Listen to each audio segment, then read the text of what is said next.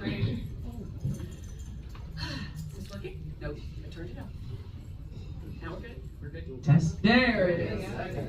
Unfortunately, I normally don't need one of these. A little loud.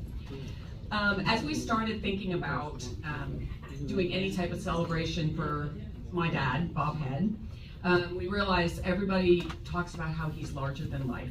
And so one of the things that Terry and I are going to do is give you about 5 of the Bob Head philosophies to life and some stories behind them. So therefore, as his life continued, he was larger than life, and so we have to carry it forward. But to start today, we're going to ask the pastor to come up and set our mind on a good spirit and start us off in prayer. And watch the cords. We don't need an injury. And if you want to sit, these 4 seats up front are not safe, so please feel free to come up. Don't be afraid. Don't be afraid. No, you won't get called on. Come on, girl. Come on and sit. You need to get your butt over here because I know what you just Got did. 4 Come seats on. up here. Come on. There we go. That's it. All right.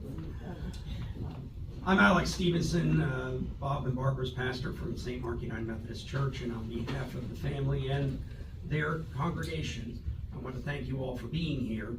I want to share a passage from Ecclesiastes. You may recognize this. For everything there is a season, and a time for every matter under heaven, a time to be born and a time to die, a time to plant and a time to plow. Have a driven but fun and encouraging work ethic. Be persistent and dedicated to what you believe in, and in all success, be proud but humble. Many of you, if you've gone and looked at Bob Head, he never saw work as work. And there's a phrase that has been told to me before is you either work to live or you live to work. I think it's he found the way to thread the needle. He made the joy of work a very integral part of his life. And that is something that I think all of us kids have taken away from him. Some of the things that were near the beginning that it shined the most is he owned a motel called the Spartan Motel in Michigan, and he built it, actually, I think his dad built it, I don't know if he helped, but his dad built it. And, you know, you have a hotel, and Laura, my best friend, almost all of our friends grew up working there. And I promise just housekeeping. We were not nothing else. Not to say there might not have been an occasional, you know, a party that would come in, and I'd have friends that would say, okay, he doesn't need to go home. Okay, room number, we got a place, we're good. But as you have that, it was called the Spartan Motel, and of course, what do you do as a business person? You sponsor local teams. Well, of course, the Bob Humor, he sponsored anything he sponsored. It was called the Spartan Motel Quickies. So that was it. That was the softball team, the bowling team, and there was a hot air balloon festival, and it would be on the side. The Spartan Motel Quickies are floating through the air, and you can imagine. We'll just let that thing sink in. You can imagine the numbers on the back of the shirt. So there was all sorts of, 36. 24, 36, there was another number, and there was double D's, somebody had the number double D's. So again, having fun with work. The other thing is, it snows in Michigan, so people would think, oh, he's got to plow the snow. My dad had a blast. It was almost like he would wake up, it's snowing, and he would get the big Bronco and just start with the snow, and he would push it off to here, but then all of us kids in the neighborhood know he would plow it all up to the end so we could build snow forts. And many of us, as Laura, my good friend, we, had snow forts, and you dug in, and one time I will never forget, he was having so much fun that he would love to just go up behind somebody and drop the snow plow. So, and we're at the front enjoying our snow, and at the end of his day of work, he would come up and he dropped that snowball, or that snow plow. We bounced out of that thing faster than I could ever imagine. The second part of his career, he did a cabinet shop. So he decided, I'm gonna slow down. Yeah, I don't know, I don't think he slowed down until his last day, but he was gonna slow down, and he started in a cabinet shop with his friend Brian Adkins. And to talk about his philosophy, one of the stories he told me is he said one time, Brian looked at me and he said, are we profitable? Are we successful? Are we making money? He said, I looked around and said, well, we both have new cars. We're making good stuff. The customers are happy and we're having fun. I think we're successful. That was his bar of whether or not work was good. Then the other piece of the work-life existence was understanding that with all the accolades and with all of that situation, you need to also sometimes deliver tough news. So one of the other things he had was he rented apartments. And I remember one of the eviction notices, and this was as a kid, right? So he had to deliver bad news. And I remember it went something like this. As we know, it is difficult for you to balance your busy schedule of entertaining the many guests that you have over by the hour and taking the assortment of empty bottles to the recycling center. We assume, since you have not paid the rent for 3 months now and have not responded to our letters, that you intend to move out. So we have taken the initiative to help you by relocating your belongings to the front yard for 24 hours so that you just need to move them into your moving vehicle. Also, to help ensure you don't have to get the many keys back that your multiple guests probably have, we have changed the locks. We wish you all the best in your endeavors, and will also dispose of anything left on the lawn after 48 hours. So don't worry about picking up anything that you forgot. I mean, I think even if you're trying to be mad, I would be laughing at that. Yes, so for kids, that was like, it was eviction day, we had stuff. So, again, with all his successes, he was not one who liked the limelight at all for his accolades. He would much rather just bask in sharing the outcome of his success than be known for them. This celebration today, actually, while immeasurably well-deserved, would make him smile and uncomfortable all at the same time. So with that, we go to the next things. As you've seen on the thing, he had let me read it, and Terry is going to help present this one. Have a healthy body and mind, fueled by a strong, adventurous spirit. Bend the rules in order to weave fun into life, but always be prepared for the consequences. So that's philosophy number 2. I think this might be the first time I've spoken into a microphone. Okay. Maybe ever. So, Dad was just so full of mischief all the time, but it was always within the rules. And some of the stories that he told us were just, I'll never forget, and kind of live by our, by his role model. One of them that cracks me up is that when he decided to leave home, so he signed up to go to the University of Tulane, Yes. in Louisiana, and he went down there, was not at all a good student because he spent too much time partying, and one day he convinced all of he was living in the dorm, and at that stage they had a house mother living at the end of a dorm full of college-age students, boys. And he convinced all of his dorm mates that it would be really good fun to take buckets of water, throw them down the hallway of the dorm room, strip down to the nude, so you're nude, and then slide on your bum down the hallway. He managed to do this as the house mother was walking out of her room. He knocked her over and got expelled from school. Yes. Then join the army, I think. The other story that he told us was in Michigan, and it was during summer. He was driving, he had a whole series of old cars, convertibles, mostly Buicks, Thunderbirds, Pontiacs. He was driving one of these cool old cars down in Rochester, and he was following a truck with a canoe on top. And they drove down the road, started to go up a hill, and he's drinking, as he normally would in the car, drinking a hot cup of coffee. The cars start going up, all of a sudden, the canoe comes off of the back of the car, like it's headed straight for his convertible. He throws the hot cup of coffee out the window so that he can grab the steering wheel to swerve around this, pulls off and helps the person get the canoe back up on the car, turns around, and somebody else was driving the other way with their window open. So they came up hugging.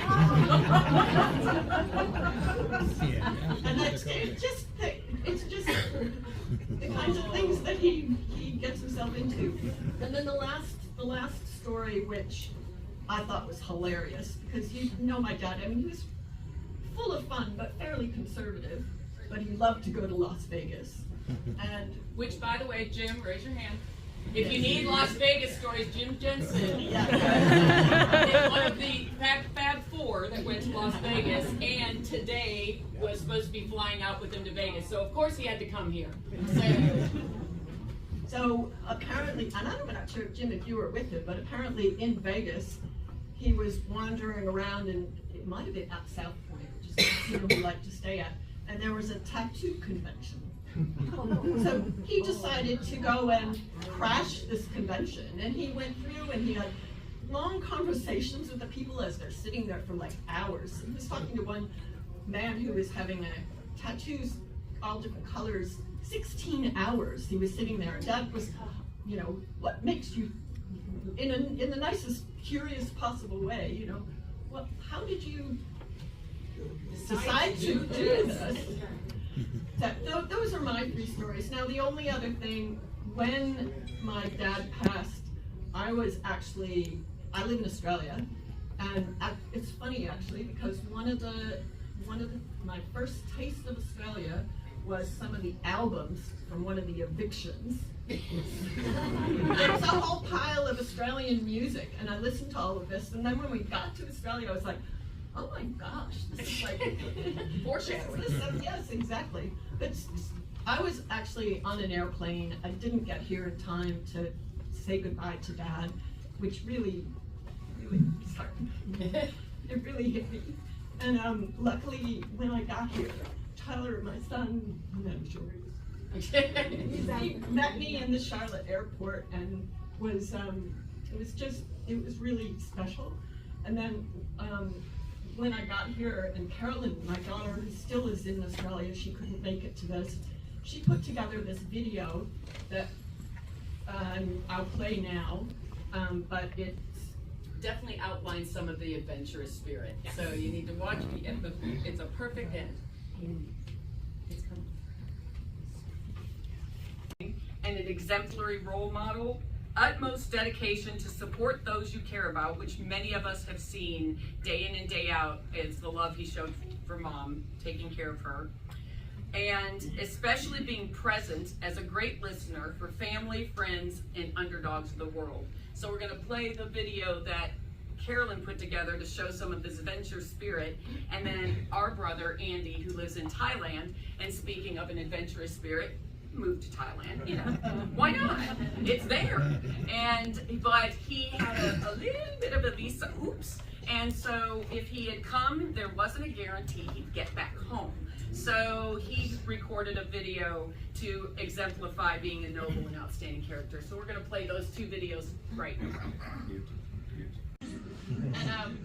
And that all went great until he landed once. He's done 100 skydives, but somewhere along the line he landed, picked up his parachute, was walking back to the hangar, and he tripped over a stake in the ground and he broke his leg. And that's when he told Mom that he had actually brought me skydiving with him. He had to deflect in some way. Yeah. There he went. The bungee jumping too, I've done that as Yes. well. Yes, you have. So for the next thing to really understand how my brother saw it, and it is the 3rd philosophy, is to be a noble and good person and lead by example in everything you can do. And if you do make a mistake, you move on. It's nothing to look back on. I was asked to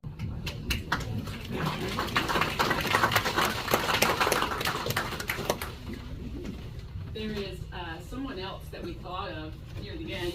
Maybe, yeah, Andy. Andy's not here, so we'll just enjoy him.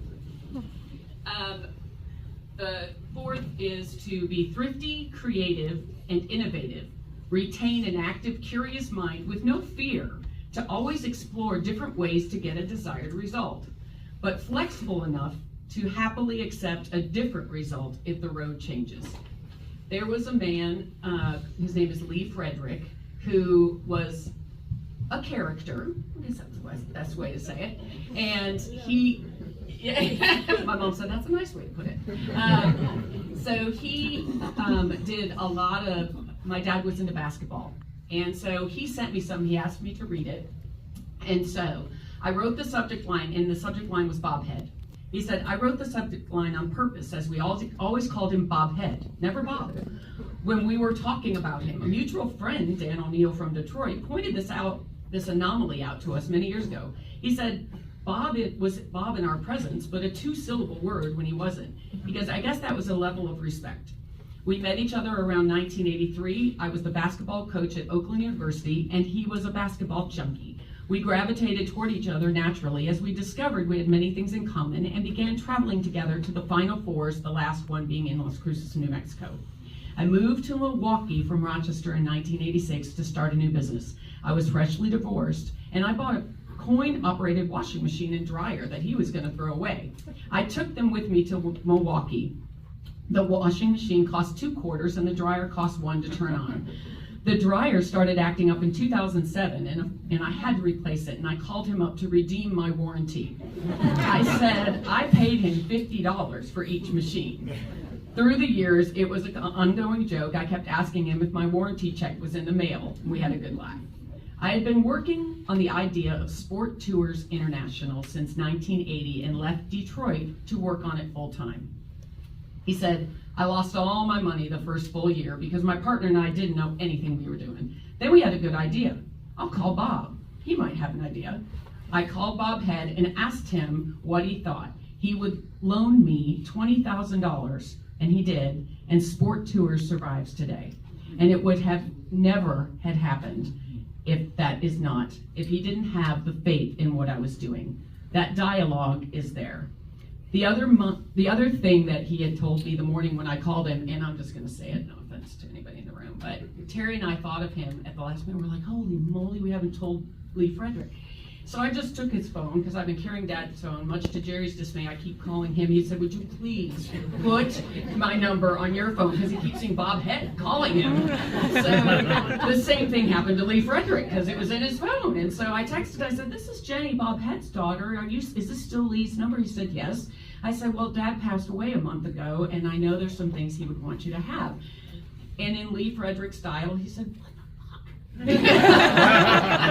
he said, oh my God, that is blanked up. And so I was like, hold on, let me call you, because I was just talking to him. So he told me this story, and he said they did many trips to Nassau. The roof was leaking, and we got up on the roof, and it was in terrible shape. Basically, they needed a new one, and we had 16 teams ready to play. We were panicking. The principal of the school came up on the roof, because of course they climbed up on the roof. Why wouldn't my dad do that?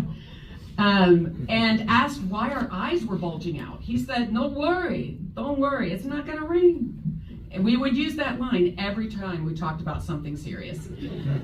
Deciding that the roof was a lost cause, Bob Head got a ladder, climbed up to the ceiling, and proceeded to devise a diaper apparatus under the wet spots with black garbage bags. Now, Uline, Amazon, and all those types sell commercial diapers for drain lines for leaky roofs. He said, I always give Bob Head credit for this invention. The last time, he said, he took a trip with me twice to the Soviet Union, and we had many adventures. One I remember most, we were returning from some event in a Lada taxi. It was snowing straight down, snow on the ground, but no wind. The Lada, famous for breaking down at any time, failed in an intersection, and the printer didn't work, so here we go. Failed in an intersection in the middle of Moscow, in the snow. Bob Head got out, fiddled with the hood, got it open, did something, returned to the car and told me it's not gonna rain in Nassau today. He said, we cracked up, the Lada started and we drove on. He said, I have 3 principles of living. He gave me my first. Together we had to fix many broken toilets, light fixtures, leaking roofs, and display cases. We'd always start digging in. The display cases were the worst. We'd set them up many times, and he'd always lay the instructions out on the floor to the left. And then when they stopped, he said the message is, when in doubt, always read the instructions. He said, I'm really gonna miss him. Like for many people, he was a solid rock. There are some G-rated stories that I have shared. I'll keep the R ones to myself. So thriftiness was my dad, and creative. And so there's 2 things. When my husband, when he first moved, we moved in together and he came to visit, they were gonna stay with us. And we'll keep things short because I know standing is tough for some. Bob would be the one standing in the back, no problem, I'm 90, I can stand for 5 hours. But, so my mom and dad came to visit. At that time we didn't have kids, so we had a guest room. And they were staying in the guest room, and I know my dad doesn't even faze me. Well, he'd go around and he was, doing things with the doors and doing this, and this is leaking, and this is that. And Russ was just going, oh my God. I said, you gotta learn, man. Everything's gotta be fixed, or he's gonna be fixing it when you get here. So we got over it, and everybody was tucked in for the night. We, tucked into our bed, and I'm almost asleep, and all of a sudden, we're in the back of the house, and all of a sudden we hear, Russ sits up, totally alarmed. What is that? I just roll over, tuck my thing. I said, my dad noticed the ice machine was broken. Midnight, boom, all the ice, and it got fixed. It was, well, no, he came out and on a little sticky note, there was the part number for what we had to order, because the ice machine was broken. Sticky notes everywhere.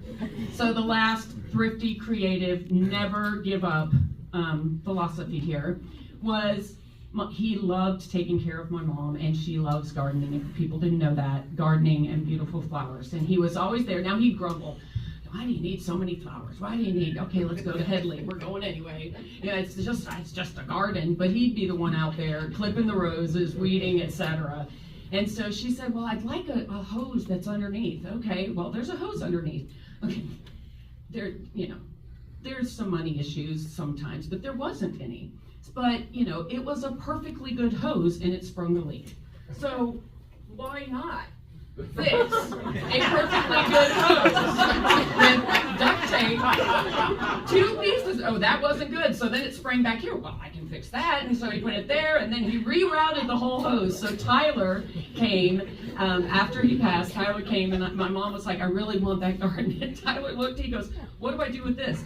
Oh, we're using this. So the 5th thing you have heard interwoven with all this, and there's not a whole lot of stories about it, but the 5th principle is to weave humor always, acceptance, kindness, and compassion into all relationships. Acceptance of all beings, regardless of belief, regardless of stance, regardless of, and it's the culture today, political, where you sit. He was always a friend to everybody. And regardless of background, race, profession, persuasion, you always keep the humor and weave that kindness through everything. And that goes for animals as well. Yeah. So one of the things, he was never, ever a person willing to do the work to turn their life around that he was not willing to help. There was never a baby or an animal that he was not willing to pet, stop in the middle of the road, to pet or connect with on the walking trail. He probably knew everybody's dogs on the walking trail. He could go on for hours about acceptance and compassion. We could go on for hours. He showed towards the different characters that he enjoyed over the years of owning a hotel, you can imagine. The carnies would come to town and trash the hotel, and he would just be smiling, giving them hugs, say, see you next year.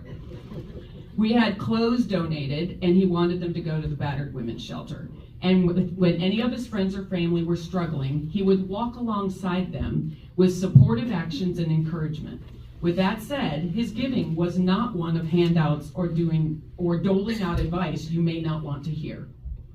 If asked, he would be happy to give you his view of advice, but it never had a harsh bite, even if the honesty was tough to hear. One of the things is, again, my husband and I met on a softball team. Yeah, I'm not a softball player. My husband is, anything with a ball, he was good. And we met on the softball team, and at that time, you know, I had moved to Texas, and the Marlboro Man was cool. So we were smokers, and it was that, and yes, Mom, I did, but I'm just gonna do this, but don't anymore. But I remember we all went and we sat at, and of course, he was gotta be in his 70s at that point. He played softball with us, okay? Way better than half the people on the team. And so we said, let's go out to Salsa's Mexican restaurant. So we were all sitting there, and here Russ is starting to date me, right? So, okay, the dad sits next to him, and Russ and his friends light up a cigarette, and he goes, oh, sorry if this bothers you. He goes, I don't care if you kill yourself. Good to know you. Okay. And Russ went, my whole context for what being his son-in-law was right there. This is coming from someone who hid his cigarettes when he I was asking. Oh, I paused.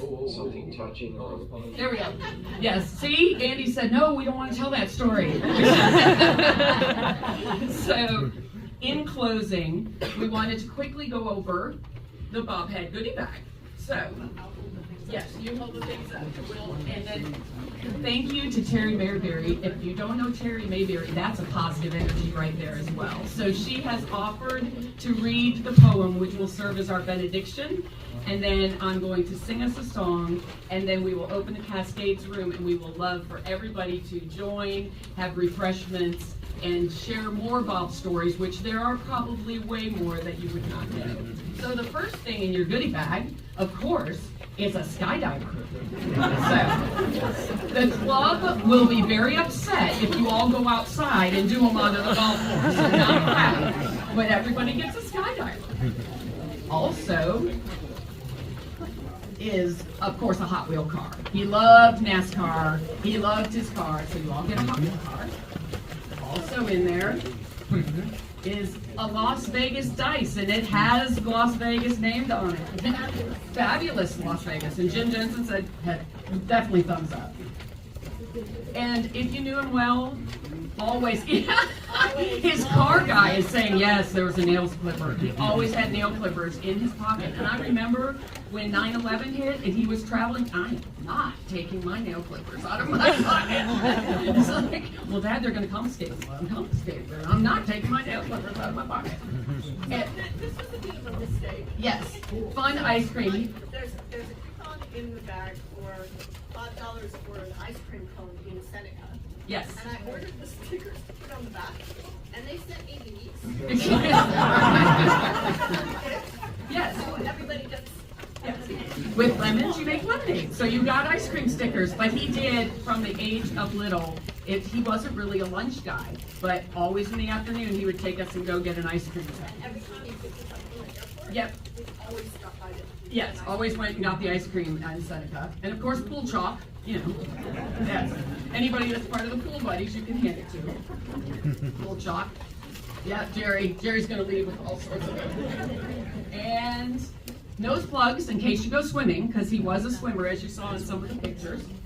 Golf ball, and these are not brand new golf balls. Anyone who played golf with my dad, no. He would go, he had the ball, I mean, I'm surprised he didn't have waders in his golf bag so that he could go get in the golf ball. So he had a bucket of them, everybody gets a golf ball. And a CD. I was a master's in music. I did my master's in music and in music education and vocal performance. And as I was driving around listening to the music, my mother, I was raised in the church, singing in the church choir. She piano lessons, so it was ingrained there. But I realized my harmonies and the way I sang and the way I did it all came from the music. So we just took his CDs and just tossed one in each bag. Hopefully they're all G-rated. If somebody got something inappropriate, if the pastor's still here, yeah, you might want to trade out your good. You know, let's just make sure. But and. The biggest thing, look at everybody's like, Tic Tacs. As kids, that was our warning. He was, you know, we're upstairs, he comes home for the day. He's in a good mood. It's okay. If we did something upstairs or we were being too loud, or as Laura said, the thing I swear I remember, girls, stop giggling. Okay. Girls, stop giggling. Then if you hear, go, run, he's running, go, we're going, we're asleep, shh, we're asleep. So this was a nice warning for us. I like that he had the Tic Tacs when we sent Pam, my friend Pam, down. We had the old farmhouse. Yes. With the old laundry chute. Yes. And my friend Pam was very small. And so we Decided she would go down. We put her in the laundry chute on the second floor. And she came down and Dad was standing there and he opened the door. Is there anything else? There we go. So, is this the last thing in there? Okay. So Terry will come up and read. This is, again, thanks to my husband, best gift ever.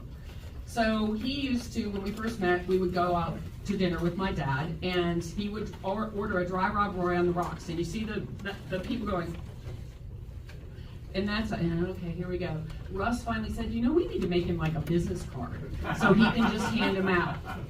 And he's got it. So we gave him a set of maybe 20 for Christmas. He loved them so much, he went to Staples and had a box of like 500.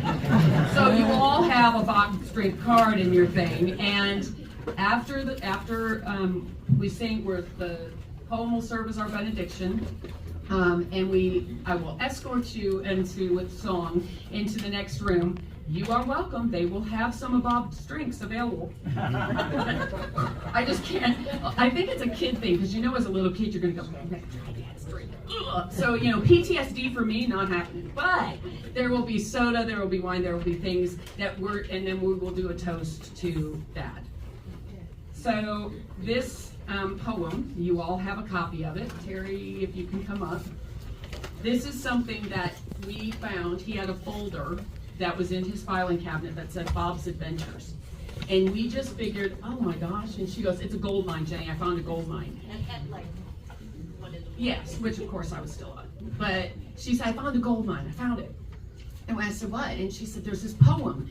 Then she turned and he had written a note to everybody in this room using this poem. You can do it.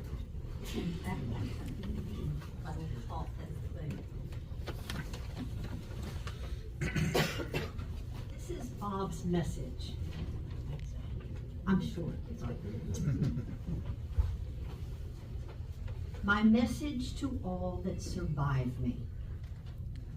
Wife, children, grandchildren, and friends. When I come to the end of the road and the sun has set me free, I want no rights in a gloom-filled room. Why cry for a soul set free? Miss me a little, but not too long, and not with your head bowed low. Remember the love we once shared. Miss me, but let me go. For this is a journey we all must take, and each must go alone.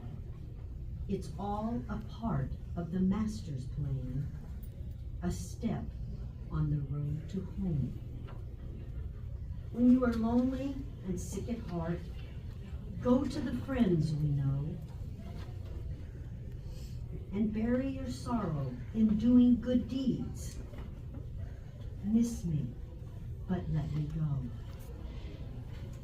It's signed or printed by Bob. Love to all.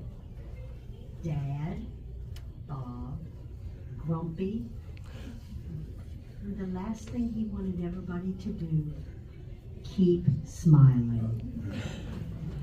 Amen. One bright morning, when this life is over, I'll fly away to a home on God's celestial shore. I'll fly away. I'll fly away, oh glory. I'll fly away when I die. Hallelujah, by and by. I'll fly away.